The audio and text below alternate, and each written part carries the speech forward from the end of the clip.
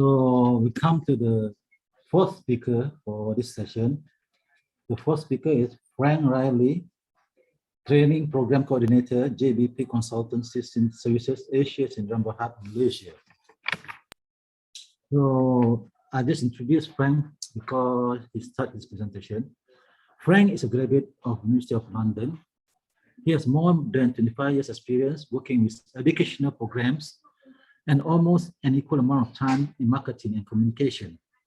A combination of this experience and 14 years working with JBP in the Trenchless sector, he has successfully assisted JBP delivering Trenchless training to over 500 managers, engineers, and technicians across a wide variety of markets. Frank has served with JBP since 2007, focusing primarily on development of market research. Since 2016, he also started working with the development and delivery of JBP's programs of Trenchless training process and materials. More recently, Frank has been working with the establishment of an online training platform for JBP's Trenchless training programs and the adaptation of its courses for delivery in the digital world. Since Frank will not be able to be with us for the last Q&A session, please email your question and we will revert to you by email. So without much ado, I'll call upon and invite Frank to deliver his speech. Please welcome Frank Reilly.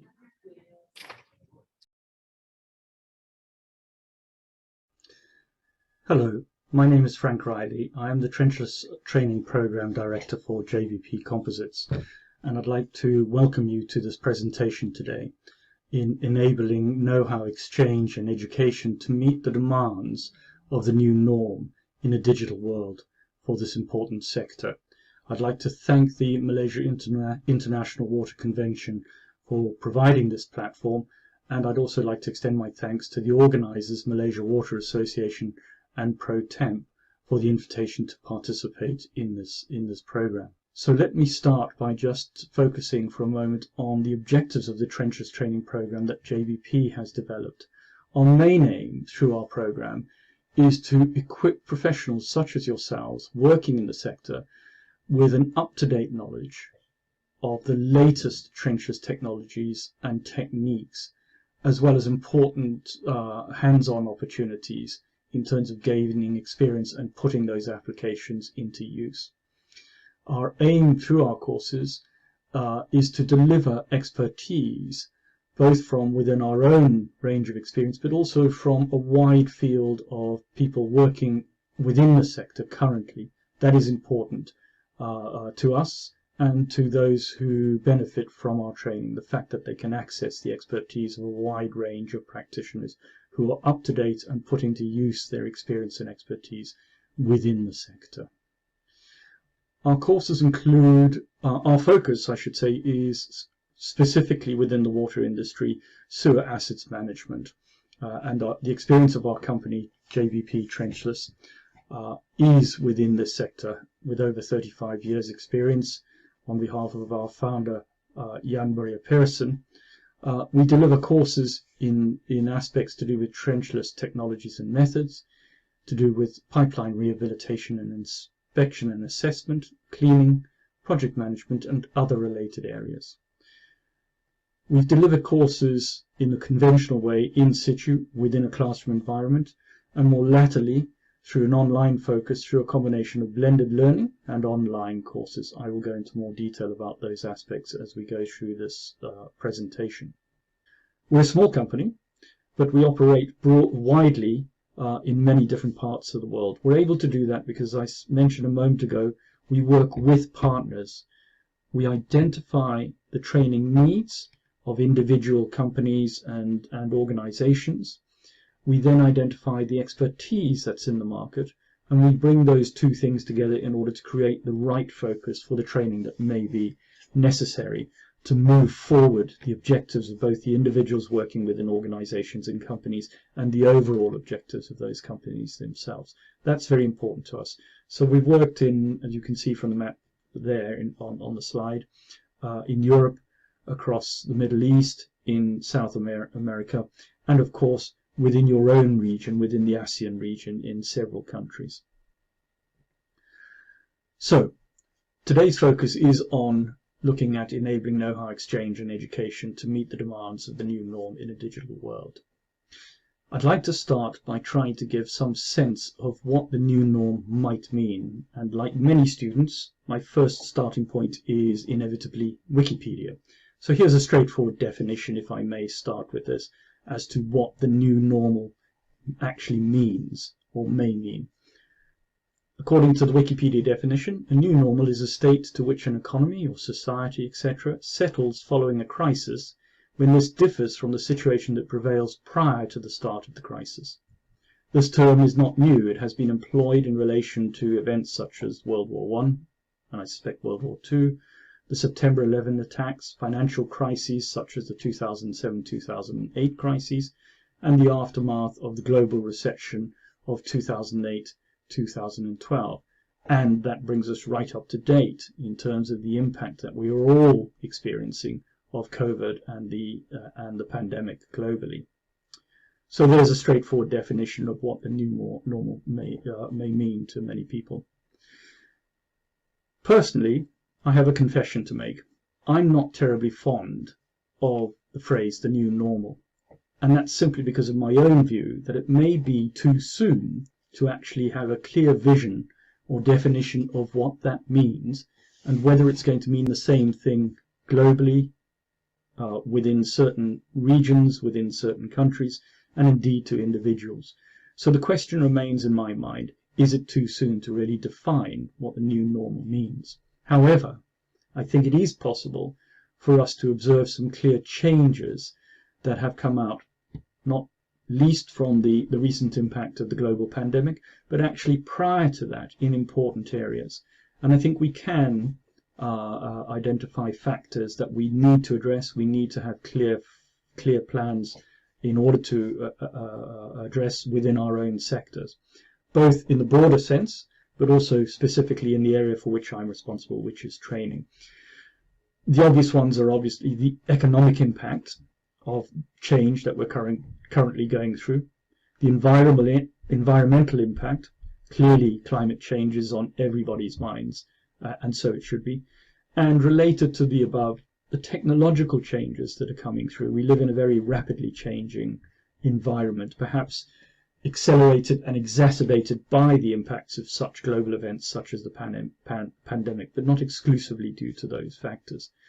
I'm not qualified to comment on the wider impacts within the water sector on these three areas, other than related to training.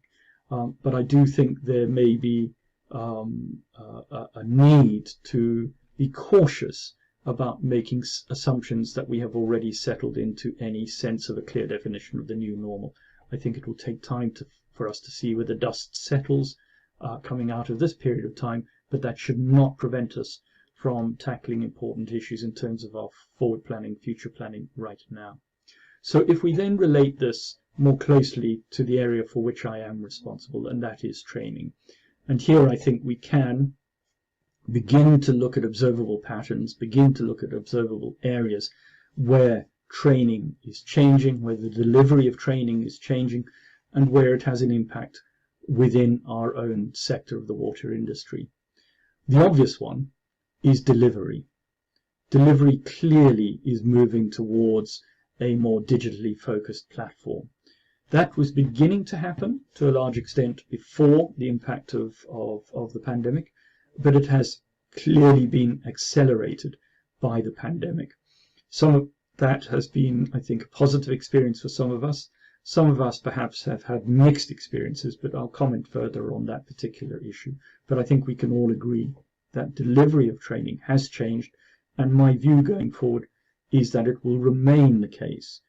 It's not clear yet where the balance may be, and I think it will remain a continuously changing environment as we as individuals and as we as organizations and companies adapt to those changes and see both the limitations but also the benefits. There are clearly budgetary changes coming through, and this, I think, is a reflection of the impact of COVID. There are going to be significant downward pressures on budgets in all areas, and inevitably in that respect two of the budgets that I think historically are perhaps the first to be cut or come under significant pressure are the marketing budgets and the training budgets within organizations and companies. It's regrettable. That's not a biased view, by the way, but it is regrettable in the sense that I think both of those areas relate, in my view, towards future communication, future planning, development and growth. So where it is possible to balance priorities and not measure them on the immediate short-term benefits, but still have a perspective on longer medium-term objectives and longer-term objectives, then I think budgets are a real concern, a real area of change within the new normal at present. And focus. I think focus changes depending on the way in which courses are delivered. It doesn't necessarily mean all aspects of training change radically, but I think there is a growing awareness of both the opportunities and the possibilities through a digitally provided format of training, but also its limitations. And I will pursue more detail on that. But there is an obvious observation. It's very difficult, not impossible, but difficult to deliver the equivalent of courses that require a very hands-on practical approach online for obvious reasons. So there are just a quick summary of the way in which I think the new normal is defining the way in which training is being impacted now and will be impacted in terms of going into the future. So through our JBP Trenchless training program, we deliver courses both in situ in a conventional classroom environment where the situation allows and where the course requires. We also more latterly have developed a fully structured online learning platform for our courses where we can both host a blended learning option or a fully online option. And I want to take a moment to reflect on the differences and both the pros and the cons between those the three options. So here's just a very quick summary. We don't have time today to go into too much detail, but what I've identified here I think are some of the main concerns that perhaps as a receiver of training, as a user of training courses, you might want to take a closer look at when trying to assess both the benefits and perhaps the limitations through these three particular possibilities of providing training. So in situ, in a normal classroom environment, blended learning, for those who are perhaps uninformed about that particular method, is a combination of pre-prepared, pre-recorded materials that students can independently access, but that course would then also have a part of it where there would be live sessions, so the participants on the course would have the opportunity to have direct communication with the course trainer or the experts involved in that particular course. And then online training is a purely autonomous form of training. I'm sure many of us, myself included, have taken various short courses via various of the online platforms where you don't need to contact or interact directly with the trainer. So those are the three channels through which we're able to provide our training. You will see there in the first column a brief summary of the user interaction. Our assessment clearly is that in situ classroom training provides the opportunity for that immediate and direct communication and interaction between the trainer and the student. And that has a tremendous benefit to it, both from the point of view of the student experience and addressing their concerns at that moment during the course, and also a sense of connection between the trainer and the student. And also beyond that, I would add a certain interaction between the students themselves during the course. Blended learning provides a mixed opportunity. It doesn't go to the full extent of the in situ environment, but clearly there is an opportunity through the live sessions for interaction between the students and the trainer or the experts. And it's important within that structure to provide sufficient time to support students' discussions in relation to the material that they will have autonomously accessed, the pre-prepared files, be they in video format or printed format, in whatever other format that might have been put into the course structure. So there's a mixed opportunity of interaction there. And then online courses, purely online courses, where the student has autonomous access with no live direct communication with the course provider or the trainer, still does provide some indirect communication, either through Q&A platforms, question and answer platforms, chat rooms, etc. In terms of user interaction, the other aspect I would draw to your attention for both blended learning and online that's important to look out for when you're assessing the value of these courses to you and your employees or your colleagues, etc., is the ability for communication between the learners, between the participants on the course. That's very important. That level of communication often benefits in terms of shared experience, shared issues, shared questions and concerns. Access, fairly logical here. Clearly, in situ is limited by the physical aspect of where the course is being delivered and the time limitations. Particular days, scheduled, students must be there.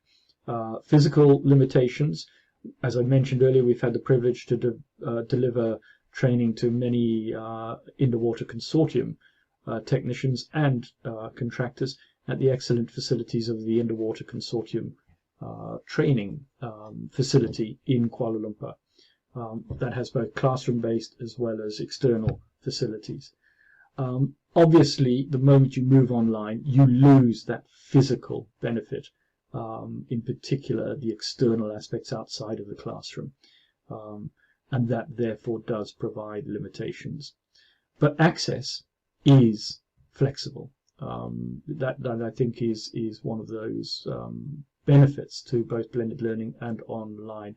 Blended learning, some limitations there. Clearly, if it's blended learning and there are going to be live webinar sessions, those need to be scheduled with external participants, and therefore students need to be available. So there could be a clearly fixed timetable in that context, whereas online, it's user-defined at their own convenience, no matter what day or what time of day. The flexibility aspects, both in terms of location and timetable, I think are similar to the access for the individual. Here, what I'm talking about is to a large extent access to the resources, the timetable for the learning process, etc. So there, I think you can see from that column, it's similar to the actual access aspect in terms of situ, where you have a fixed location and a fixed timetable. Blended learning would require a set timetable to schedule those live sessions, and then online would be defined at the convenience of the user. In terms of course focus, now this perhaps is an important one to consider, because clearly in situ, depending on the physical location, allows you to deliver all sorts of courses, be they theoretical, highly technical, or if there is space, some practical elements that relate to the focus of the course. Once again, you move online, that becomes more limited. So as you will see there, I've noted hands-on skill constraints. So the practical aspects may become more difficult, but not impossible. Technologies are developing all the time. The question here is access to those technologies. So recently I was at a conference in the UK and talking to other training providers and people involved in continuous professional development, where virtual learning environments were being created to give students the ability for a practical hands-on experience without actually being outside on a site. There is debate how far that goes and how beneficial that is as compared to the real experience of being on site with a piece of machinery, putting it to good use under supervision and assessment. So, you know, that clearly is still, I think, open for question. For me, the key issue there is access to the technologies. Assessment, the only constraint there is time constraints in an in-situ environment. How much time do you have to carry out effective assessment in your course structure? But other than that, there's no constraint there. Again, online, solutions are available, and quite sophisticated solutions, to make sure that effective assessment can take place under a carefully monitored environment. so that we can see that the individual student is the person who is being assessed, and we can then make the appropriate assessments of the work that they then hand in at the end of the course. So there are plenty of options there to make sure that is a meaningful part of the process.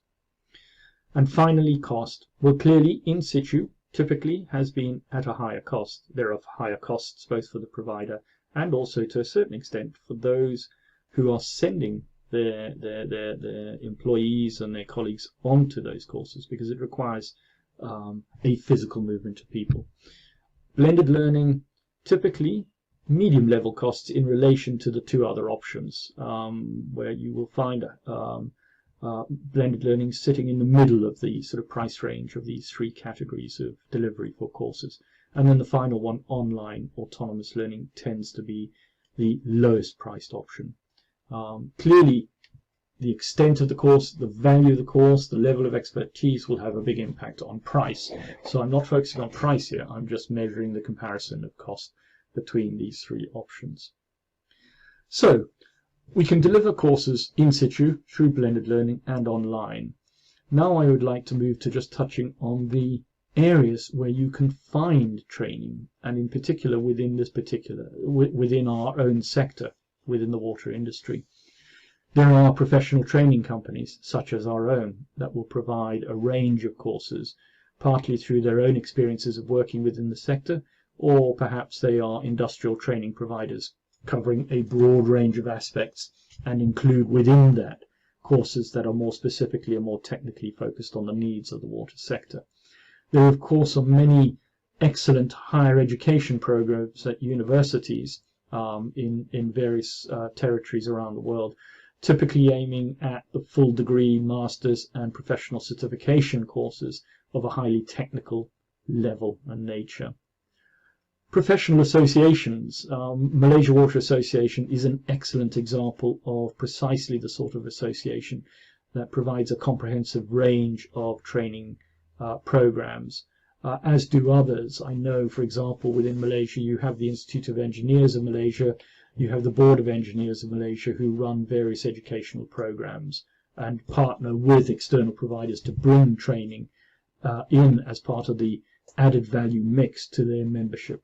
So professional associations are an important resource in terms of looking for the specific focus of training that you may require for your own training. An event such as this one, sector events and conferences, this one is an excellent example. There are many others. Some of you may be aware of the NODEG or Trenchless Asia events that have occurred in the past. In your own regions, there may be smaller regional or local events. So there's plenty of examples of conferences and events that bring together a whole host of stakeholders where there's a good opportunity for knowledge transfer and exchange.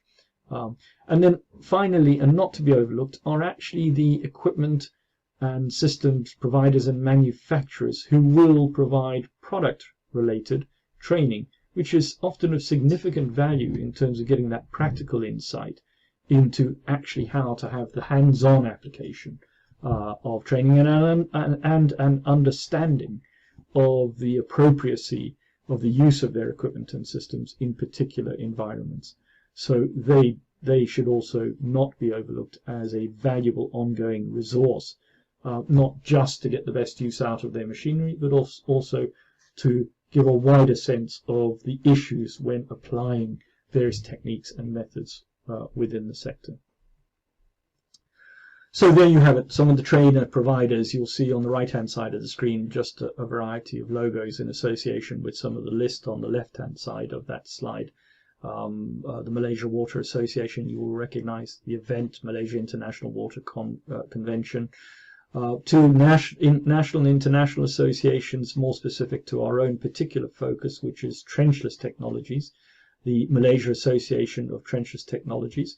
There are one or two other associations existing in Malaysia and many national associations in your own countries and territories. The International Society of Trenchless Technology provides a comprehensive range of masterclasses and coordinates an ongoing investment in training together in partnership with others, people such as ourselves, national associations, etc., and important events. The Trenchless Asia event, that is now scheduled for July of next year. We've been fortunate enough to co-sponsor as a platinum sponsor that event for the last 2 occasions in 2016 and again in 2018, and we'll be doing the same again in 2022, during which time we will run a practical series of workshops in parallel with the more technically focused full conference program. BKP, some of you may know this company, it's a provider of UV cured CIPP relining for sewer pipelines. It's an excellent example of where you get the product related training in relation to their particular product, their particular system. So there are just a few examples of the possible training providers you might encounter and might source training from. So when we come to actually subscribing to a course, I think one of the key issues here is to look at quality assurance and how we can be certain we're going to get value for both the investment of our time and resources in any training we undertake.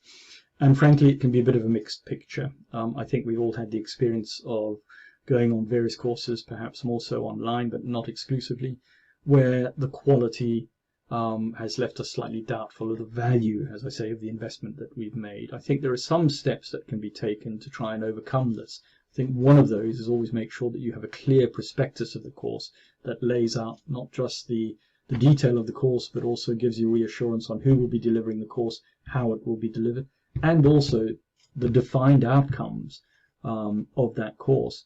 Now, with regard to defined outcomes, I think the responsibility there is shared between both the course deliverer and those involved in taking the course. What are your expectations? What do you want from the course? Do they match with the stated outcomes that have been put there in the prospectus by the course deliverer? And if they do, then you should be able to, at the end of the course, say, yes, this delivered those and my expectations were met. I think it's also important, where possible, to reach beyond the company or organization providing the course or the training for third-party accreditations. Here I'm pleased to say that we at JVP are both a Human Resources Development Fund approved trainer in Malaysia. We also have CPD approval from the Continuous Professional Development Standards Office. And that should give some reassurance about the rigorous process we've undergone in order to achieve that status. I don't think you exclusively need to limit yourself to certified accreditations. I think you can also get good reference points from the feedback given by previous participants on the course. So wherever possible, look out for that. And then in terms of quality assurance, it's an ongoing process. I think what you need to do within your own organizations and companies is have an internal audit structure that not only identifies future training needs, but is critical of the benefit of the training that has been undertaken in the past. And where there are further training requirements to get the full benefit out of that, where there may be individuals who require further support, those should be identified and followed up with, because that's really an important aspect of getting value out of the training you've undertaken. Of course, regulator approvals and requirements will often lend themselves towards saying this is an important course that is essential for contractors and other stakeholders within a sector to be able to fulfill their contractual requirements and undertake work that is required. Certification.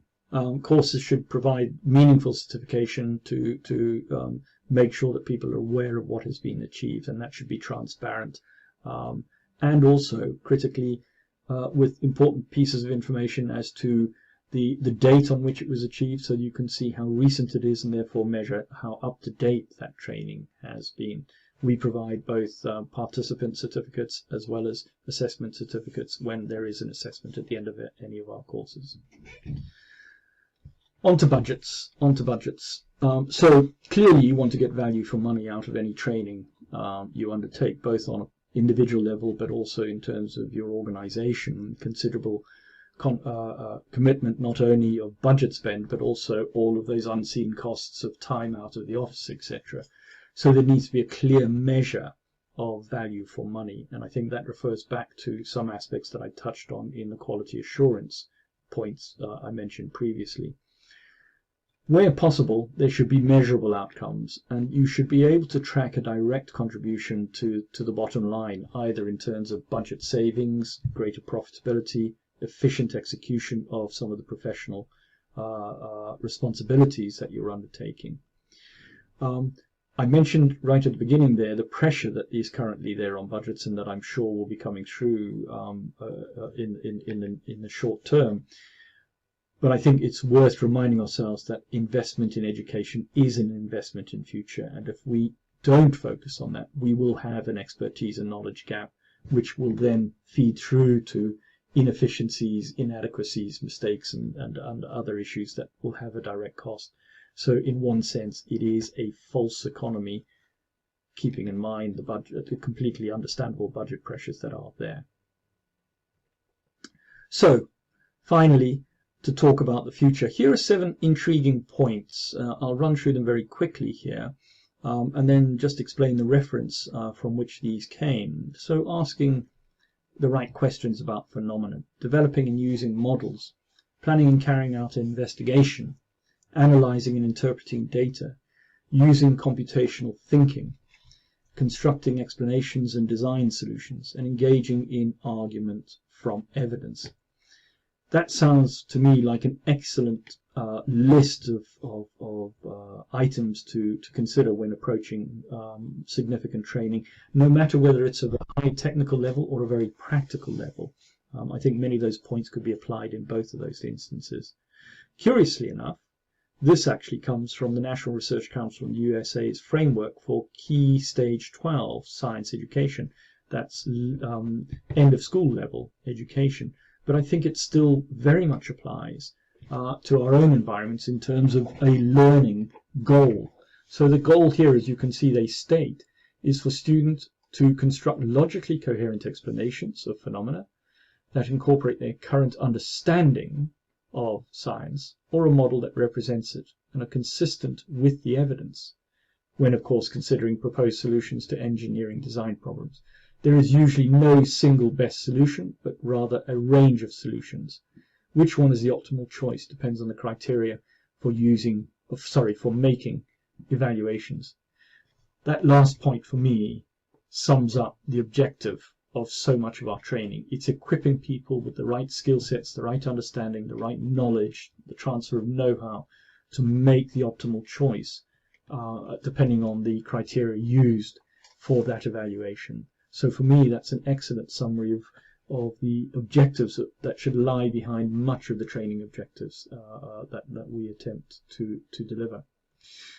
I have no crystal ball, like all of us, in terms of what the future will hold in relation to both our sector and in terms of training in our sector, but I have no doubt one can be safe in making these predictions that the future will be challenging, it will be full of opportunities, and that our success will depend on having the right skill sets. And finally, I would hesitate to suggest that the future will be blended. In that sense, it will be a mix of approach. It is not a one-size-fits-all. We will see an increase in the use of digital. We will nevertheless see, I'm sure, when opportunity arises, a real desire to reconnect in a face-to-face environment and benefit from that. But we will also see an increasing desire by individuals to continue to develop themselves professionally by using fully autonomous online learning opportunities. And I think we can see that very much as part of the culture of the next generation coming forward. So it will, in my view, very much be a blended environment moving forward. Just to finish off, a couple of quick examples of recent training we've been able to carry out. These are 2 examples of a cohort of 50 candidates, both from the Underwater Consortium and a contractor, Jalur Kahir, in Kuala Lumpur, who we trained online entirely through the blended learning process. 3 separate cohorts of 20 students in 2 of the groups and 10 in another through June, July and August, very successfully. Prior to that, as I mentioned, we've been involved in training in Malaysia over many years, going back as far as 2016. Here you can see on your screen a training course we ran In fact, the last training course we ran prior to the disruption of COVID on the left-hand side up in Sabah with JKR, and on the right-hand side at the training centre with the Underwater Consortium in July of 2019. Practical training we've undertaken with contractors and PUB in Singapore. This was focusing on the use of the previously mentioned BKP relining system together with machinery that supports that system. Further practical training and demonstrations on site for contractors. This was carried out by us in Spain. And here a range of the workshops that we delivered. Some of the participants, some of the people delivering some of the workshops were actually from Underwater Consortium and other practitioners in the industry, in the sector, both international and from within the region. So we were delighted to be able to participate in that. Thank you very much for your time. I very much appreciate your attention. If you have any questions, please email them via the conference platform and I will respond to them as quickly as I can. If you do want to contact me directly, you will see my contact details on the screen now. And I hope that in the future we can meet again via one of these platforms, or who knows, perhaps in person. Many thanks, and I wish you well. Okay, thank you, Frank. I think thank you for your thought-provoking presentation. What I mean by that, I think in this pandemic stage, we realize that we have to move from one phase to another phase. Before doing our face-to-face presentation, we feel that it's okay, but to do that, then we have to move to the online phase, and there exists some resistance from those who want to give a training or to do this presentation. But yet now again, you can see now we are at the end, hopefully, of the pandemic, to the endemic stage, whereby people are going back face to face. We can see there are mixed feelings in most of the trainers or the lecturers, whereby they see after a year of doing online, with some difficulty in the early stage, but then they are already accepting this to be a norm, but now maybe they have to go back to the face-to-face. It seems some feeling in them that they feel that maybe online is better than the face-to-face. But as what we said just now, there are a lot of factors we can see between the online, blended, or face-to-face, which actually helps in our presentation. And I think when we talk about wastewater itself, if you don't do face-to-face, the effective or the emotion or the communication would be different from the online, because there's no hands-on training when we do that. And I think that's another factor that we need to see, because when we do something that needs experience or online training or face-to-face hands-on training, it could be a different matter when we're just talking or giving something theoretical. Or overall, as what you say, the future is basically could be a blended phase, whereby we can have a hybrid between the face-to-face and the online learning. So participants, since we do not have a Q&A session, as what you see before, you can actually ask a question and submit it to either to Frank or put in the email, and then we can revert the answers or the solution after the event. Basically, this is the end for the morning session. I thank everyone for their participation and their earnest interest in this presentation. So hopefully, I will see you again in the afternoon session that will start at 2:30. So see you all soon at 2:30. Thanks.